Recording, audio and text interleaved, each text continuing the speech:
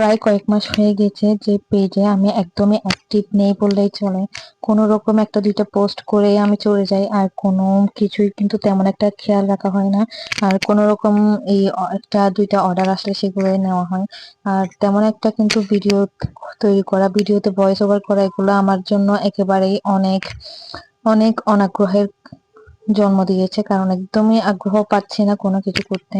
কেন জানি না, এটা হচ্ছে আমার সাথে, আমি নিজেও বলতে পারি না। তাই ভাবলাম আজকে অনেকদিন পর একটু যেহেতু হাতে সময় আছে, এই ভিডিওটাতে ভয়েস ওভার করে ফেলি। এই কেকটা যখন করছিলাম তখন কিন্তু ভিডিও করার কোনো আগ্রহ ছিল না, তবুও আমি কোনো রকম কয়েকটা করে ক্লিপ নিয়েছি আর কি। আর এই কেকটা ছিল কিন্তু 2 পাউন্ডের মধ্যে, ভ্যানিলা ফ্লেভারের একটা কেক। এখানে আপনাদের সাথে অল্প করে আমি ক্রাম কোটিং এর ভিডিওটাও শেয়ার করেছি। আর ক্রাম কোটিং এর সময় আমি ভ্যানিলা ফ্লেভারের কেকে প্রত্যেকটা লেয়ারে কিন্তু মিল্ক সিরাপ এবং হোয়াইট চকলেট গানাশটা অ্যাড করে থাকি, যার কারণে কিন্তু কেকটা খেতে আসলে অনেক বেশি মজার হয়। আর আমার পেজে কিন্তু সবাই চকলেট কেকের থেকেও কিন্তু এই ভ্যানিলা ফ্লেভারের কেকটা অনেক বেশি পছন্দ করে।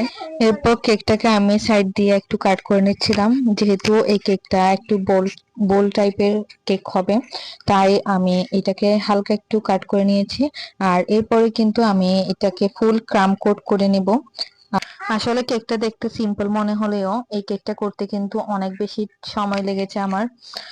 আর আশা করি সামনে দেখলে বুঝতে পারবেন কেন এই কেকটাতে এত বেশি সময় দিতে হয়েছে। এরপর কিন্তু কেকটাকে কিছুক্ষণের জন্য ফ্রিজিং করে নিয়েছিলাম। আর এরপরেই আমি এখানে নিচে একটু পিঙ্ক কালারের ক্রিম দিয়ে হালকা একটু ক্রাম কোট করে নিয়েছি আবারও। আর এই কেকটাতে কিন্তু ফিনিশিং দেওয়ার কোনো প্রয়োজন নেই। এই কেকটাতে পুরো কেকটাতে কিন্তু নজেলের কাজ আছে, তাই আমি এটাতে আর ফিনিশিং দেইনি। আর এখন কিন্তু আমি 6B একটা নজেল দিয়ে পুরো কেকটার সাইডে এইরকম ডিজাইনটা করে দিব।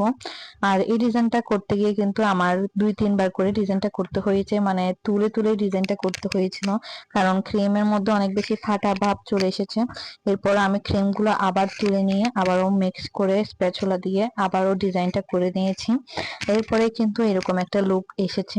আর উপরে যে টপারগুলো আমি অ্যাড করছি, এগুলো করতেও কিন্তু আমার অনেক বেশি টাইম লেগে গিয়েছে, কারণ আমার এই টপারের মধ্যে তেমন একটা হোল নেই। আর যেই বড় হোলের টপারটা আছে সেটা কিন্তু আমার কাছে ছিল না, তাই এটা করতে অনেক বেশি টাইম লেগেছে।